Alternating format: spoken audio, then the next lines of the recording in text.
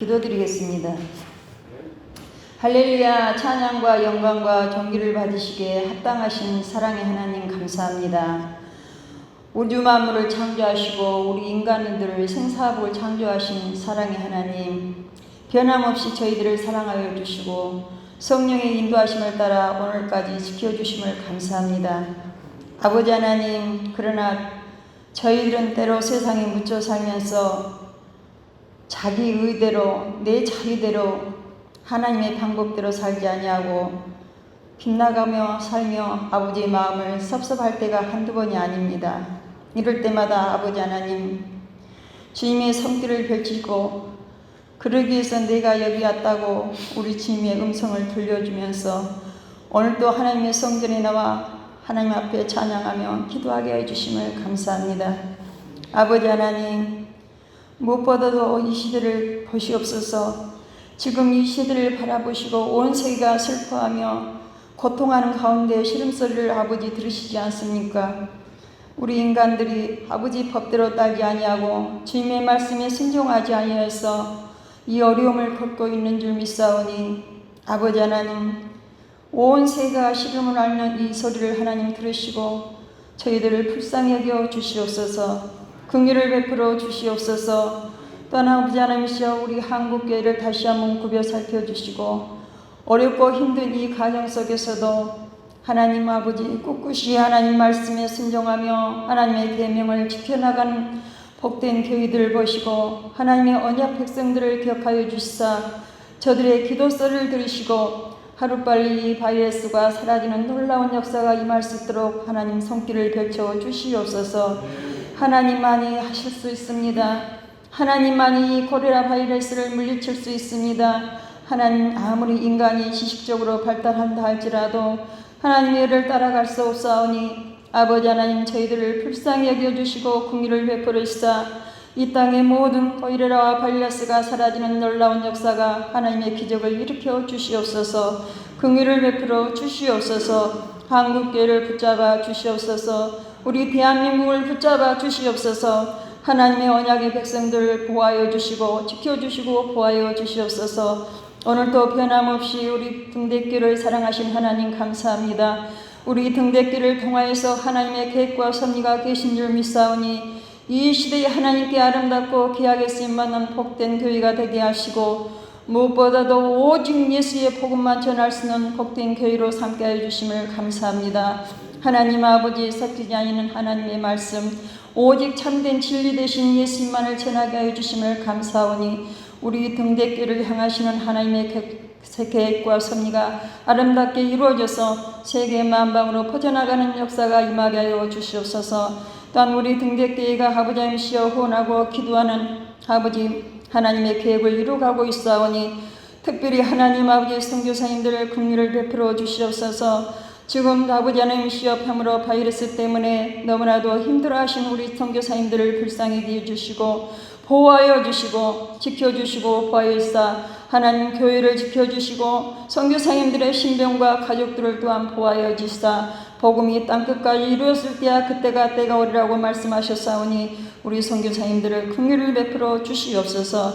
특별히 우리 등대교에서 후원하고 계신 하나님 아버지 우리 최경 목사님 부부를 기억하여 주시고 지금 아버지 하나님이시여 참으로 코로나 때문에 이렇게 선교지 나가지도 못하고 지금 이런 상황이 있습니다. 하나님 길을 열어주시옵소서. 문을 열어주시옵소서. 하나님의 능력이 나타나게 하여 주시옵소서. 그리하여서 하나님이 원하고 바라는 선교의 사명을 감당하시기에 부정을 없도록 귀하신 선교사님 부부를 지켜주시고 보호하여 주시옵소서.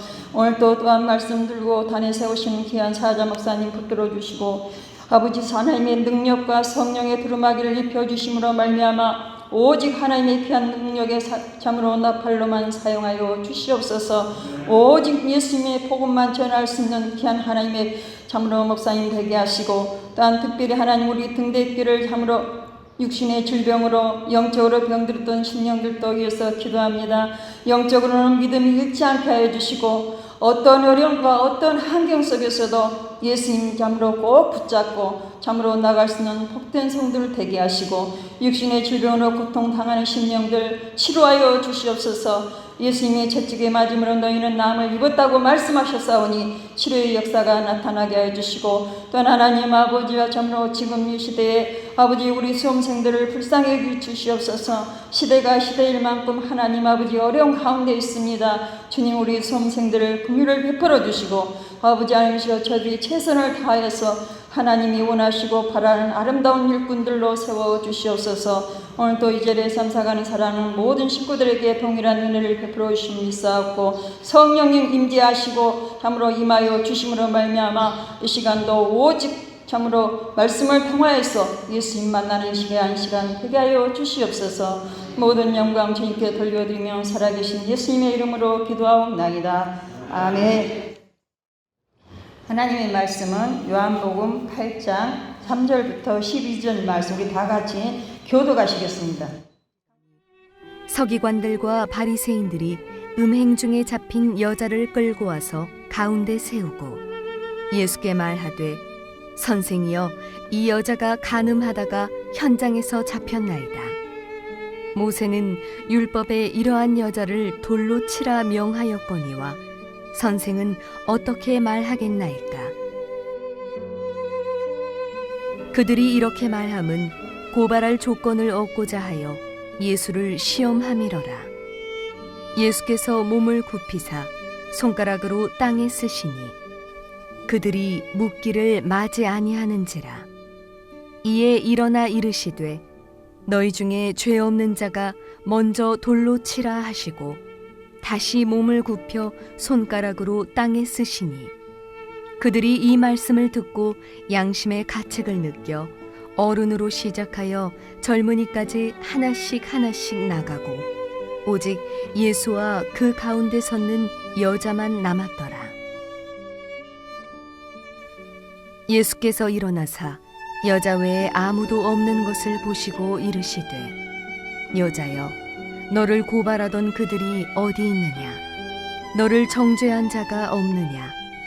대답하되, 주여, 없나이다. 예수께서 이르시되, 나도 너를 정죄하지 아니하노니 가서 다시는 죄를 범하지 말라 하시니라. 예수께서 또 말씀하여 이르시되, 나는 세상의 빛이니 나를 따르는 자는 어둠에 다니지 아니하고 생명의 빛을 얻으리라. 간절히 기도드리겠습니다. 하늘에 계신 아버지, 또 저희들이 함께 영상으로 예배를 드립니다. 하나님 말씀 통해 은혜를 얻게 도와주시고 말씀의 깊이를 만질 수 있게 도와주시고 우리 하나님 말씀 안에서 살아가며 하나님 뜻을 행하는 자들에게 도와주시옵소서. 장의 깊이와 그 풍성함을 함께 만지며 드리는 귀한 시간 되게 하여 주옵소서. 예수님의 이름으로 기도드립니다. 우리는 요한복음 8장을 생각할 때 동화 속 스토리와 같은 느낌을 갖고 요한복음 8장을 생각할 때가 많이 있습니다. 불륜을 하다 현장에 바뀐 여인을 고소한 고소의 광경에서 그 죄를 용서하고 돌려보내는 주 예수님의 모습, 그리고 나를 따르는 자는 어둠에 다니지 않고 생명의 빛을 얻으려고 말씀하신 이런 말씀을 연관지어 생각하기 쉽습니다. 그런 사실은 동화 같은 그런 스토리가 8장의 중요한 내용이 아닙니다. 8장은 깊고 아주 심오한 말씀입니다. 놀라운 하늘의 형성을 가지고 있는 말씀이며 예수 그리스도의 정체와 그 예수 자신의 존재에 대한 이해, 그리고 그를 반대하고 대적하는 종교인들이 어떤 사람들인지, 어떤 상황에 처해 있는지, 그리고 그들의 종말이 무엇인가 알게 하는 귀한 말씀입니다. 또 생명의 빛을 얻는 문제는 진리를 얻는 문제고, 진리를 얻는 사람은 모든 죄의 매임, 사망의 매임, 그리고 어둠의 세계에서부터 해방되는 축복이 있는 것을 보여주는 그러한 말씀입니다. 이러한 8장의 말씀을 다시 한번 깊이 있게 상고해보는 귀한 시간이 될 수 있기를 바랍니다. 우리가 지난 5장부터 7장까지 말씀을 쭉 같이 교제해왔는데요. 종교 지도자들은 정말 생각해야 될 것을 생각하지 않습니다. 그리고 받아들여야 될 것을 정말 받아들이지 않습니다. 그리고 귀하게 생각해야 될 것을 귀하게 생각하지 않는 특징을 가지고 있습니다. 그들이 유지하고 싶은 것은 자신들의 기득권, 그리고 자신들이 가지고 있는 모든 것들이 보호되고 지켜지고 그 가운데 안주하고 싶어하는 것뿐입니다. 사실 38년 된 병자의 문제를 생각해 보더라도 그들은 마땅히 38년 된 병자가 얼마나 고통스러우며 죄에서부터 해방되고 낫고 싶은 열망이 있었는가를 생각하고 그들을 만지고 위로할 수 있는 사람들이 되어야 됐습니다. 그럼에도 불구하고 그들은 예수께서 그 병자를 고치실 때 왜 안식일에 그런 일을 행하냐? 당신은 안식일을 깨뜨린 죄를 범한 사람이다. 즉 다시 말해서 십계명을 범한 죄를 범한 사람이다. 이렇게 예수님을 정죄했죠. 그들은 도무지 38년 된 병자의 아픔과 고통을 조금도 마음속에서 품고 그를 위해 뭔가를 하고자 하는 마음이 전혀 없었다라는 것이죠.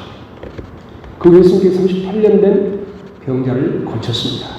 그리고 반대하는 종교 지도자들에게 아버지께서 일하시네. 나도 일한다. 아버지께서 지금까지 일하시는 거 나도 지금도 일한다. 라고 말씀하시는 것입니다. 예수님 종교 지도자들과 달리 38년 된 병자의 아픔과 고통을 이해하셨고 그를 치료하셨고 부활의 소망 가운데 살아가도록 여러 방면의 말씀을 주고 계십니다. 그런데 이들의 종교 지도자들은 이러한 예수님에 대해서 정말 적대적인 생각을 전혀 버리지 않고 있는 것입니다. 아버지께서 일하시면 나도 지금까지 일한다 이 말을 가지고 이렇게 아버지와 네가 동등됨을 취하는가? 이것은 신성모독의 죄야. 그리고 돌을 들어 그들을 치려고 하는 그런 상황을 발생하고 있는 것이죠. 종교 지도자의 특징은 아무튼 예수님께서 안식일을 범했으므로 죽어야 한다는 것이고 아버지와 동등됨을 취했으므로 신성모독죄를 범했으므로 죽어야 한다는 것입니다. 그 예수님께서는 그 유대인들을 향해 그리고 종교 지도자를 향해 이렇게 말씀하십니다. 나의 가르침은 성부 하나님께서 나를 통해 말씀하시는 것이다. 다시 말해 나의 하는 모든 말은 성부 하나님 아버지의 말씀이다 라고 말하는 것입니다. 치료하고 그리고 말하는 모든 것은 아버지의 뜻 가운데서 아버지의 말씀하심으로 이렇게 행하는 것이다라는 것을 분명하게 밝히신 것이죠. 그리고 더 나아가 내가 행하는 모든 나의 사역은 나의 영광을 구하는 것이 아니다. 하늘에 계신 아버지의 영광을 구하는 것이다. 이런 말들은 유대인들을 더욱더 자극시켰습니다. 왜냐하면 내가 가르치는 말씀이 성부 하나님의 말씀이라고 말하는 것은 그걸 반대하고 대적하는 자들의 모든 말은 다 아버지께로부터 나온 말이 아니라는 것을 뜻하거든요. 잘못된 가르침이라는 것이죠.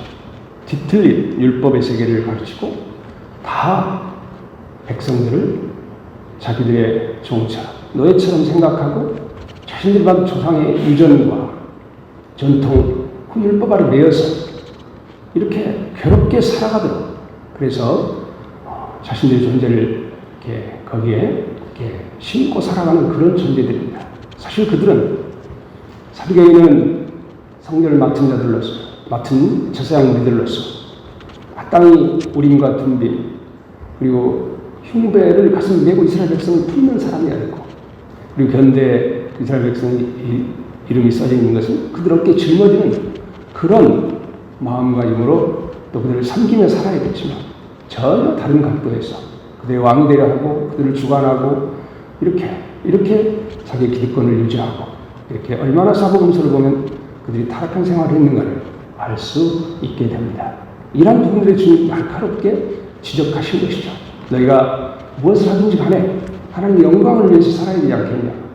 나는 아버지의 영광을 위해서 이렇게 나의 사역을 펼치고 있다. 너희는 도대체 무엇을 위해서 너희의 사역을 한단 말이냐. 이렇게 그들에게 말씀하시는 것과 같은 것입니다.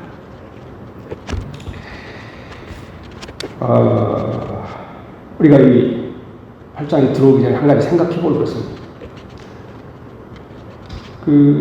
예수님의 사역의 특징은 사람들로 하여금 이렇게 성부 하나님, 아버지 사역을 알게 하고 싶었습니다. 그래서 사람들에게 말하기를 너희 조상들이 광야에서 만나를 먹은 것은 모세가 너희들에게 준 것이 아니라 하늘에 계신 아버지께서 너희를 이렇게 공급하신 것이다. 그리고 이스라엘 백성들이 너희 조상들이 광야에서 생수를 마신 것은 모세가 반석을 두드려서 준 것이 아니라 그 반석에서 생수가 나오게 하신 분은 바로 하늘에 계신 너희 아버지다라고 말하는 것이다. 다시 말해서 너희를 이렇게 너희를 떡으로 공급하고 생수로 마시는 분이 하늘에 계신 아버지며 이 아버지께서 나를 보내셨고 이제 나를 믿는 너희에게 내가 생명의 떡을 주고 또 생수를 줄 것이라는 이야기죠. 그래서 나는 하늘로서는 산떡이고 또 영원한 생명이고 이렇게 내 살을 먹고 내 피를 마시는 자는 내 안에 거하고 나도 그 안에 거하나니 살아계신 아버지께서 나를 보내시면 내가 아버지를 인하여 사는 것 같이 나를 믿는 너희도 나를 인하여 살아야 될 것이다. 이것이 아버지의 뜻을 행하는 것이고 아버지께서 너희를 구원하신 너희를 택하신 목적이라고 분명하게 말씀하고 계시는 것입니다. 종교지도는 이 말을 전혀 이해하지 못했고 받아들일 수가 없었습니다. 8장을 한번 넘어가 자세히 살펴보면 8장은 네 종류의 사람이 나타납니다. 네 종류의 사람이 나타나는데 첫 번째는 서기관과 바리새인들은 백성들에게 하나님의 율법을 가르치는 자들이죠. 백성의 지도자들입니다. 랍비라고 불렸던 사람들입니다.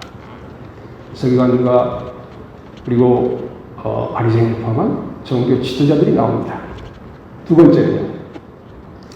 간음의 현장에서 불륜을 해하다고 고소되어 잡혀온 불쌍한 어떤 여인이 있습니다.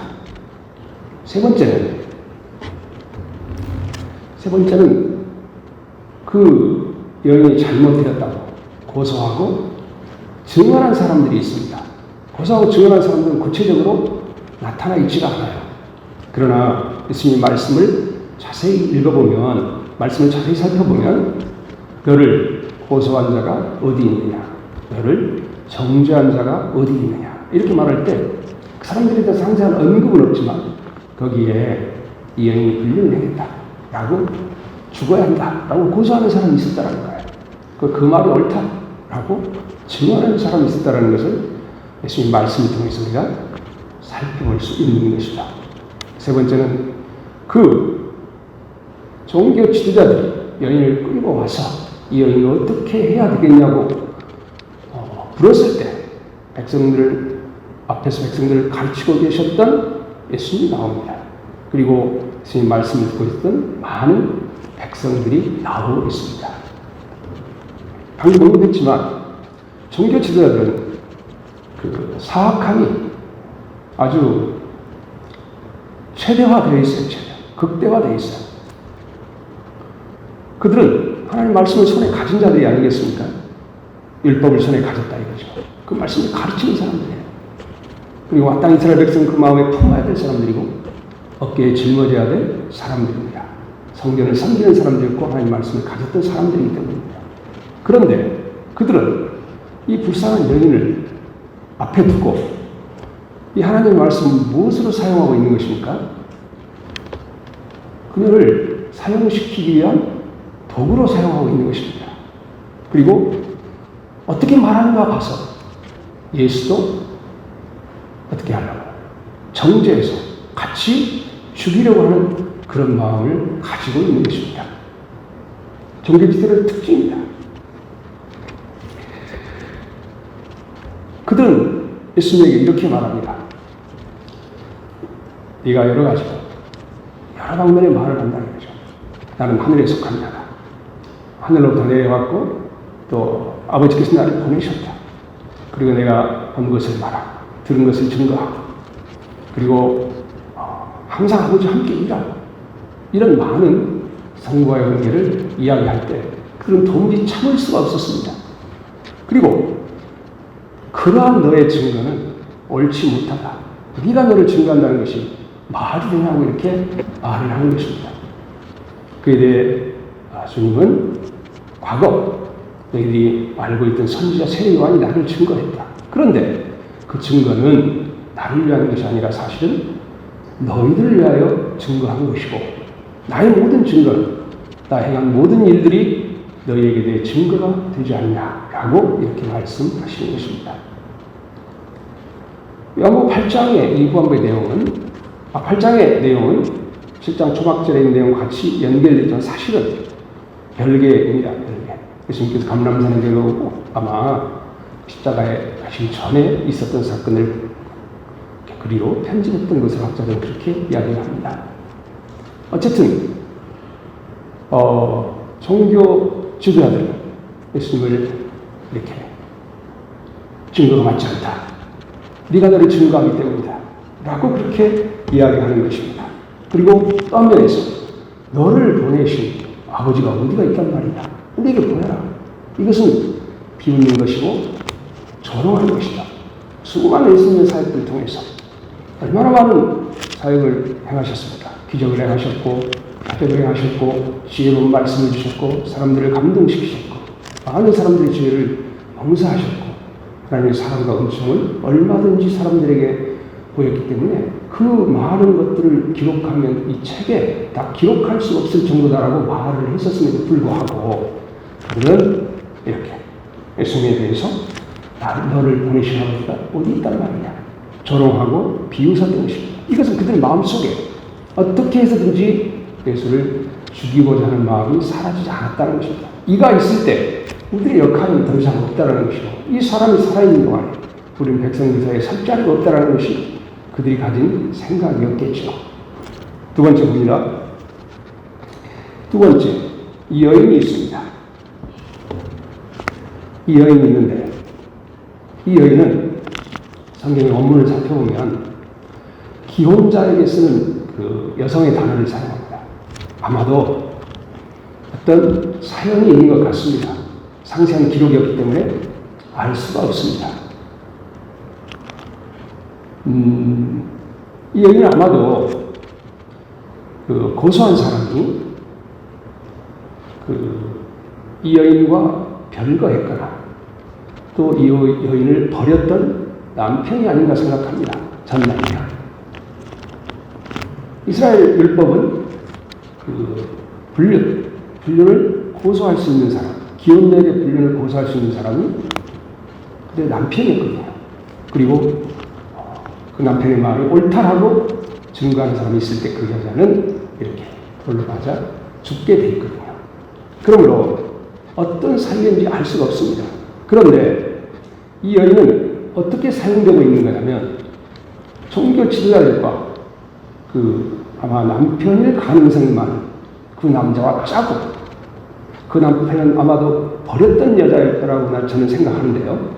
짜고 이 여인을 미끼로 사용하는 것입니다. 미끼로. 이 여자를 어떻게 하겠냐? 돌로 쳐야 되냐? 아니면 어떻게 할 거냐? 만약 돌로 치라고 했다면 어떻게 되겠습니까? 돌로 치라고 했다면 이게 무슨 하나님의 아들이고 하나님의 사랑을 전하는 사람이라고 말을 했었을 것이고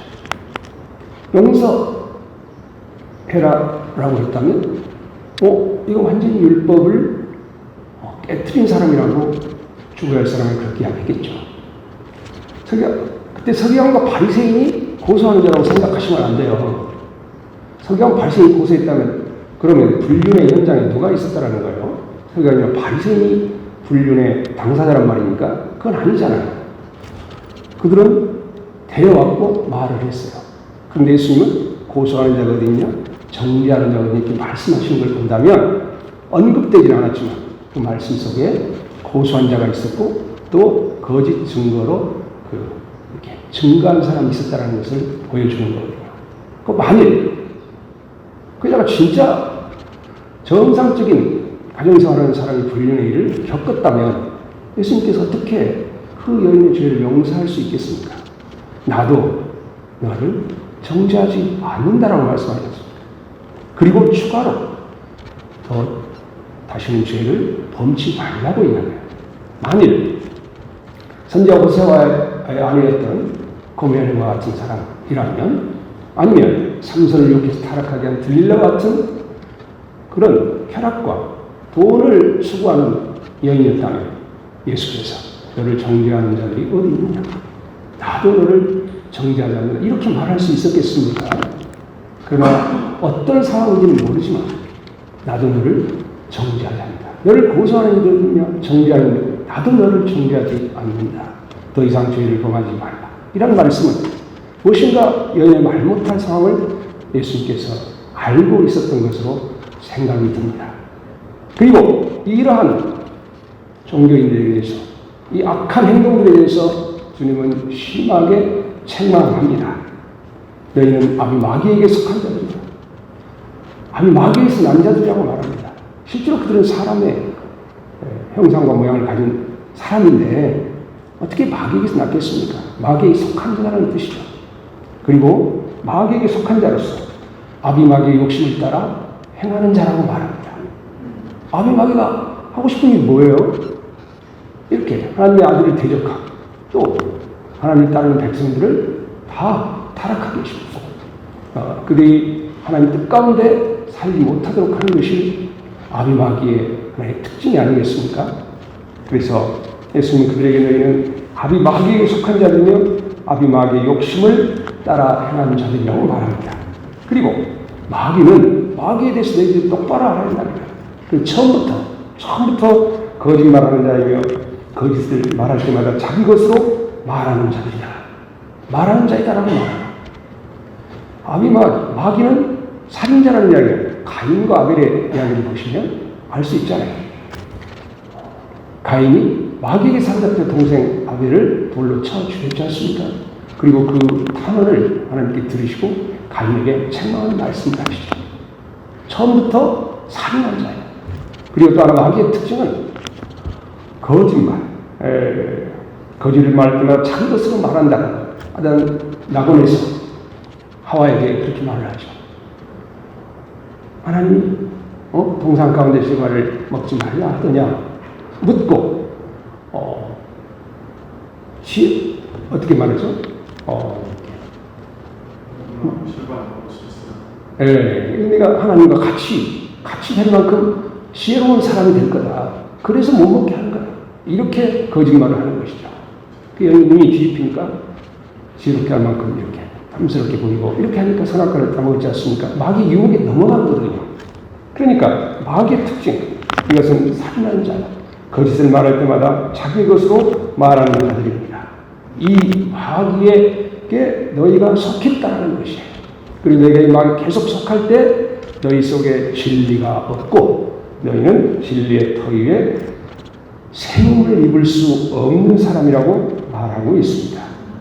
결과는 너희들은 죄의 종이고 죄 가운데 살다가 죄 가운데 죽을 것이고 그리고 너희들이 그토록 바라던 하늘에 계신 아버지 그 집 영원히 아버지의 집에 거하지 못할 것이다 라고 경고의 말씀을 하고 계십니다.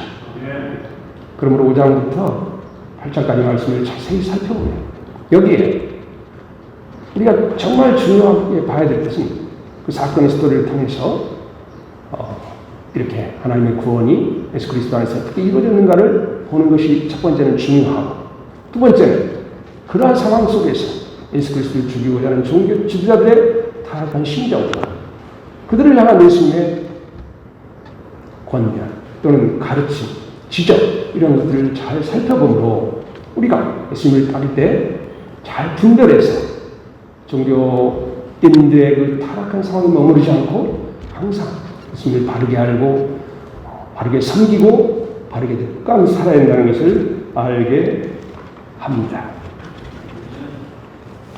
공감하신가요? 네. 그리고 당시 사건 현장에 기록되지 않은 숨겨진 사람에 관한 언급을 제가 했습니다.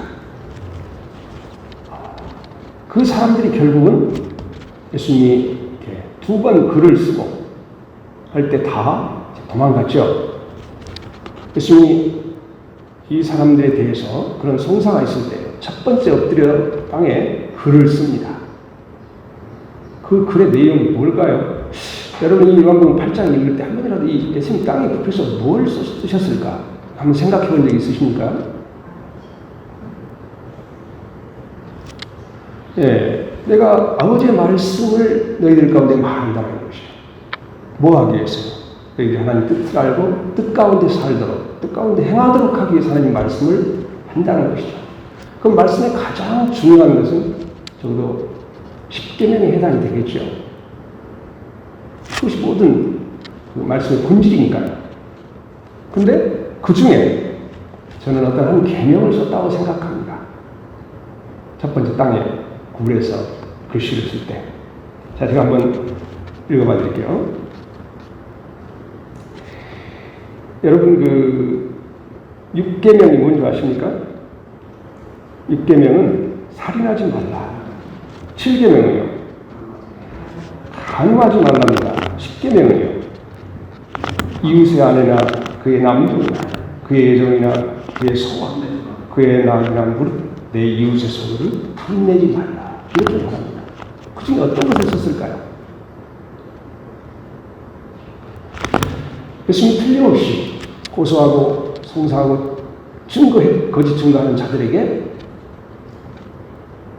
엎드려 땅에 글을 쓰시고 그들 마음 안에 빛을 비추셨습니다. 내가 안다. 네가 어제 저녁에 무엇을 했는지 안다.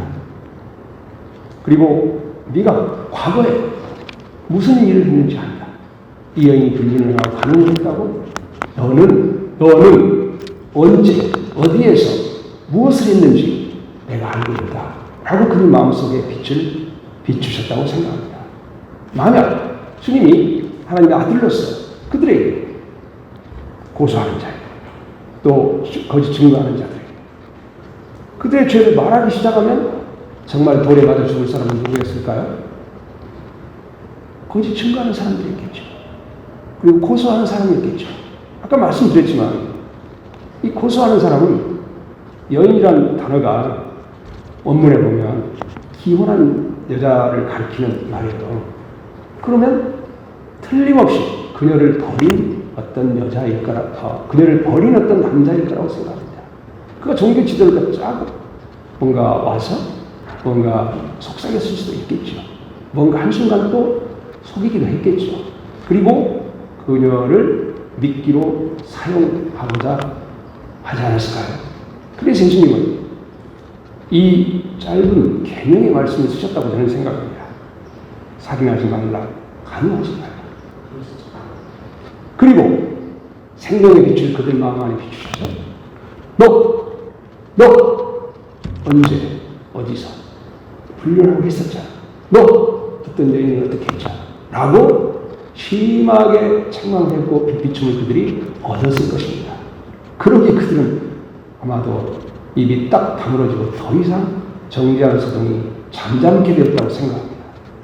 그 두 번째 또 땅에 엎드려 글을 쓰셨습니다. 뭘 쓰셨을까요?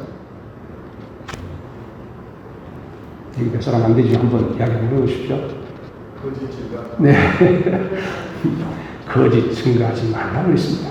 만일 거짓 증거하는 것이 사실로 드러난다면 그 돌은 누구에게 갔었을까요? 그 돌은 바로 고소하고 정죄하는 사람들에게 갔었을 것입니다. 그들은 주님의 빛비춤 속에서 자신의 죄가 낱낱이 드러났고 주님이 그것을 알고 계신다는 것을 깨달았고 그리고 거짓 증거하는 사람들도 예수님이 입을 열어 말하기 시작하면 자기들이 돌에 맞아 죽어야 한다는 그런 생각을 갖기 때문에 이때부터 뒷걸음질하여 한 사람씩 그 현장을 떠났다고 저는 생각합니다.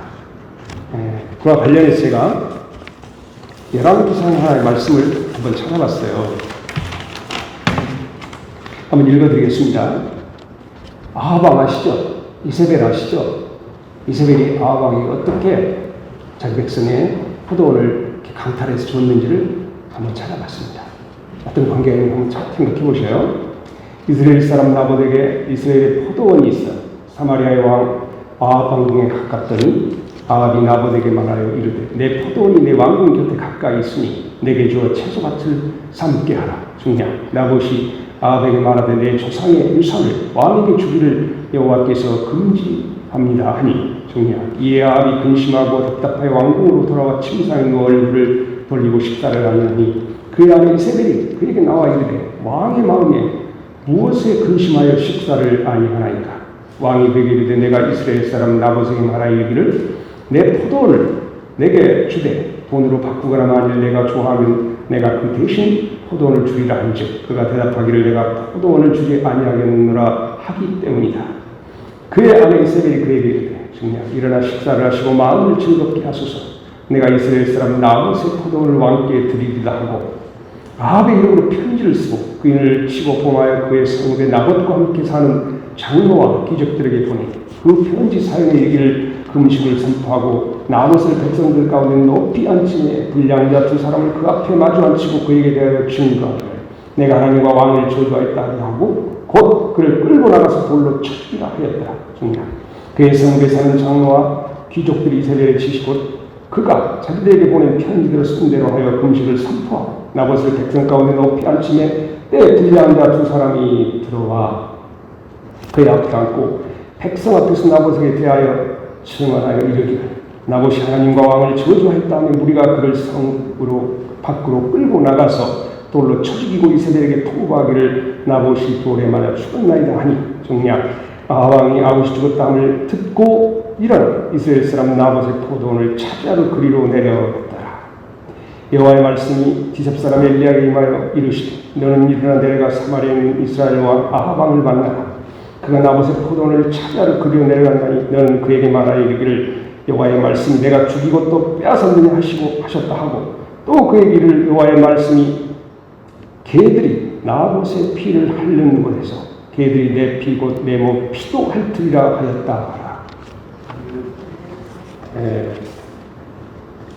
얼마나 끔찍한 이야기입니까? 거짓 증거가 이렇게 무서운 것인데 백성들과 종교 지도를 몰랐을까요? 그리고 살인하는 것이 무엇인지 몰랐을까요? 칼을 빼서 쳐 죽이는 것만 살인으로 생각했을까요? 예수님이 2번 땅에 엎드려서 사람들에게 글을 쓰셨습니다. 아버지 말씀을 가르치는 분으로서 아버지 말씀을 말해내는 사람으로서 모든 하나님 말씀의 기본이 되는 십계명을 중심으로 한두 구절을 쓰셨고 그들 마음속에 큰 빛을 비추셨고 그리고 그들의 죄를 깨닫게 하셨고 그들로 두려워 떨게 하셨으며 한 사람씩 한 사람씩 그를 떠나게 하셨다고 저는 생각합니다. 어쨌든 말씀이죠. 어쨌든 말이죠. 우리가 성경을 읽을 때 그냥 읽으면 그냥 스토리같이 느껴져요. 그런데 말씀을 깊이 있게 헤아려 보면 이 8장의 이야기, 7장의 이야기, 6장의 이야기, 5장의 모든 이야기가 예수를 죽이기 원하는 종교인들과 그들을 꾸짖고 그들에게 가르치는 예수님에 관한 예수님의 말씀에 관한 이해예요. 예수님이 자기 자신의 존재에 대해 다시 한번 사람들에게 분명하게 이야기를 합니다. 나는 하늘로부터 위로부터 온 사람이다. 그리고 항상 아버지와 함께 있었던 존재이다. 그리고 보내신 아버지가 나를 증거한다. 세례요한이 나를 증거하는 것은 그건 세례요한의 사역이고 너희를 위해 증거하는 것이고 잠시 등불로서 비추는 것이지만 나의 사역, 나의 모든 말씀, 나를 증거하시는 바로 아버지가 있고 그 아버지가 나를 보내셔서 그분의 말씀을 하고 있다는 것을 이렇게 이해할 수 있어야 한다는 이야기죠. 하늘에서 본 것을 말하고 있고 아버지께서 말씀하신 진리를 가르치신 분이고 항상 아버지께서 기뻐하시는 일을 하는 분이다 이거죠. 나의 때 내가 이 사역하는 것을 아브라함이 보았다면 얼마나 기뻐했겠느냐. 나는 그 아브라함이 바라고 기다리던 바로 그 이다라고 말하는 거예요. 제가 세례관에 3가지 예수님에 대한 증거를 몇 번 이야기를 한 적이 있죠. 이걸 제 어린 양이고 또 내 뒤에 오신 양 나보다 먼저 계신 것은 그가 나보다 먼저 계십니다.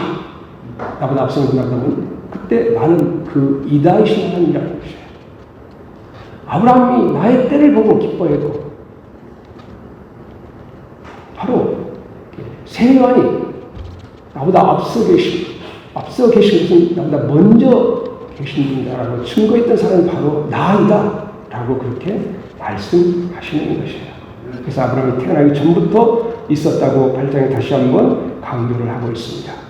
우리 예수 그리스도께서는 하나님 아버지를 경외하시는 분입니다. 너희들은 아버지를 경외하지 않는다는 거죠. 왜냐고요? 내가 하늘로부터 왔다고 그러고 아버지께서 보내심을 받았다고 말하고 아버지 말씀을 말한다고 하는데 왜 나를 죽이려고 하는 것이죠? 내가 아버지께서 창세에 택한 자를 찾아서 그의 병을 치료하고 배고픈 백성들에게 떡을 먹이고 내가 하늘로서의 산떡이라고 이야기하고 내 안에 가고 나도 그들 안에 가는 삶을 위해서 그 사역을 얘기하고 있는데 너희들 왜 나를 죽이려 하느냐는 것이죠. 아들을 죽이려 하는 결국 보내신 아버지를 경외하지 않는다라고 말하는 것이죠. 나는 아버지의 영광을 구하고 있다 이거죠. 너희는 도대체 무엇을 위해서 너희들의 사역을 하고 있는 거냐라고 말하는 것이에요. 너 먹고 살라고? 너 갑질하려고? 너 다른 사람이 알아주라고? 너 왜 세상 역할을 하고 있는 거지? 너 왜 이스라엘 선생들에게 랍비라고 칭함을 받고 존경을 받는 거지? 너 하는 일이 도대체 뭐야? 이렇게 묻는 것과 같은 것이죠. 너무너무 심하게 그들 마음을 청망하고 그들이 예수를 죽이자는 우리가 살짝 예수를 죽이자는 모든 것이 빛 가운데 들어가서 살 자리가 없다라고 깊이 있게 느끼는 것이겠죠. 또 주님 말합니다. 나는 아버지를 알았고 그리고 나는 그분의 말씀을 지키는 분이다라고 강조하는 거야. 거꾸로 말하는 거야. 뭐가 되겠어요? 너희는 정말 아버지를 알아? 너 아버지 모르잖아. 하나님 말씀 속에 가졌다고? 너희가 성전에서 제사를 드리고 너희가 성전을 섬기는 자라고? 정말로 너희들의 아버지를 알아? 그렇다면 왜 아들의 음성을 듣지 않는가? 그렇다면 보내신 아버지 왜 아들을 공경하지 않는가? 아들을 공경하지 않으면 아버지를 공경하지 않느냐 말이죠. 내가 수많은 사역들을 통해 기적과 표적들을 통해 하나님의 아들됨을 보였거늘 어찌하여 너희가 아들을 공경하지 않냐는 것이죠. 이런 모든 것은 너희가 아버지를 모른다는 것이고 그리고 너희가 아버지의 말씀을 지키지 않는다는 것입니다.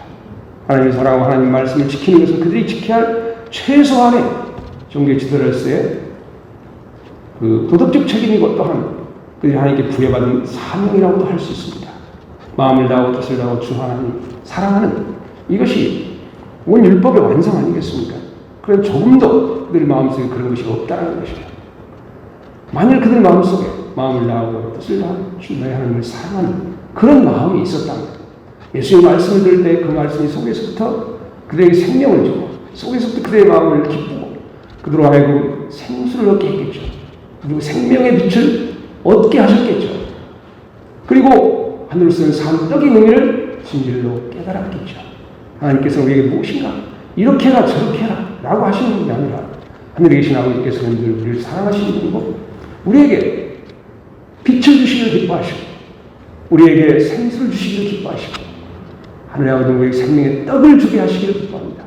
우리가 늘 우리 주님과 함께 계셨던 것처럼 주 안에서 우리와 늘 함께 계시고 주님 앞에서 주님이 어떤 모든 사역 가운데 함께 하셨던 것처럼 우리의 일상의 삶 속에서 함께 하시고 동거동락하며 기쁨과 슬픔을 함께 나누기를 즐거워하시는 분이라는 것을 이런 말씀을 통해 우리가 깊이 있게 살펴볼 수 있어야 되겠습니다. 그리고 우리 모든 생활은 아버지에게 영광 돌릴 것을 54절에 예수님께 다시 한번 우리에게 강조하는 것입니다. 우리가 흔히 하나님의 영광을 위해 살아간다고 말해요. 그런데 왜 하나님의 영광을 위해 사는지, 무엇이 하나님의 영광을 위해 사는 거 아니에요? 이런 생각이 날 때마다 요한복음 8장의 말씀을 다시 한번 읽고 생명의 빛비춤을 받고 우리 주님을 따르는 그런 믿음의 사람이 될 수 있기를 주의 이름으로 축원합니다.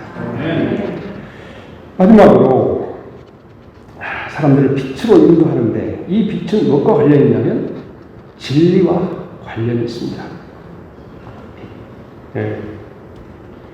요한복음 1장 4절에 사도 요한이 그런 증거를 하죠. 대초에 말씀이 계셨고 이 말씀이 하나님과 함께 계셨고 이 말씀은 하나님이라고 말하는데 그 안에는 뭐가 있다고 그랬습니까? 그 안에 생명이 있었으니 이 생명은 사람들의 빛이라고 우리에게 말씀합니다. 우리 주님 말씀하신 것, 이 시대 우리 안에 주님 말씀하셨다면 우리는 빛 가운데 가고 빛의 인도를 따라 살아 사는 사람이라고 말할 수 있습니다. 그래서 주님 말씀은 이렇습니다. 나를 따르는 자는 어둠에 다니지 않고 생명의 빛을 얻으리라고 말합니다. 그리고 세례요한의 증거가 또 있지 않습니까? 자기 땅에 오면 자기 백성이 영접지 않았다 했죠. 참빛 곧 세상 와서 세상을 비추는 빛이 있었으니 자기 땅에 오면 자기 백성이 영접치 아니함으로 영접하는 자고 그 이름을 믿는 자에게 하나님의 자녀가 되는 권세를 줬다고 말한 세례요한의 그 고백을 사도 요한이 인용했지 않습니까? 이런 말씀을 보더라도 우리가 주님을 따르므로 늘 생명의 빛을 얻고 그 안에서 기뻐하며 감사하는 삶을 살아갈 수 있기를 주의 이름으로 축원합니다. 기도드리겠습니다. 하늘에 계신 아버지, 우리는 요한복음 8장의 말씀을 대할 때 우리가 참으로 주의하고 조심하여 하나님의 말씀을 가비로 사용하는 어리석은 일들이 발생하지 않도록 우리를 긍휼히 여겨 주시옵소서. 항상 우리가 하나님을 섬기는 자로서 우리 주님을 따르는 자로서 우리하는 심정으로 늘 하루하루를 살아갈 수 있게 도와주시고 우리 주님께서 아버지와 함께 일하고 아버지 말씀을 말하셨던 것처럼 또 주님과 함께 동행함으로 하나님 뜻 가운데 살고 뜻을 행하는 자로 일생 분별된 일생을 살아가게 도와주시옵소서. 어둠에 속하여 죄 가운데 있고 사망 가운데 거하고 아버지의 집을 잃어버리는 그런 어리석은 생활 안에 들어가지 않도록 우리를 긍휼히 여기시고 불쌍히 여겨 주옵소서. 죄악의 사슬에서 벗어나게 하시고 생명 안에서 주시는 참된 진리를 누리고 생명의 빛을 누려 우리가 늘 자유함 있는 복된 삶을 살아갈 수 있도록 인도하여 주시옵소서. 예수님의 이름으로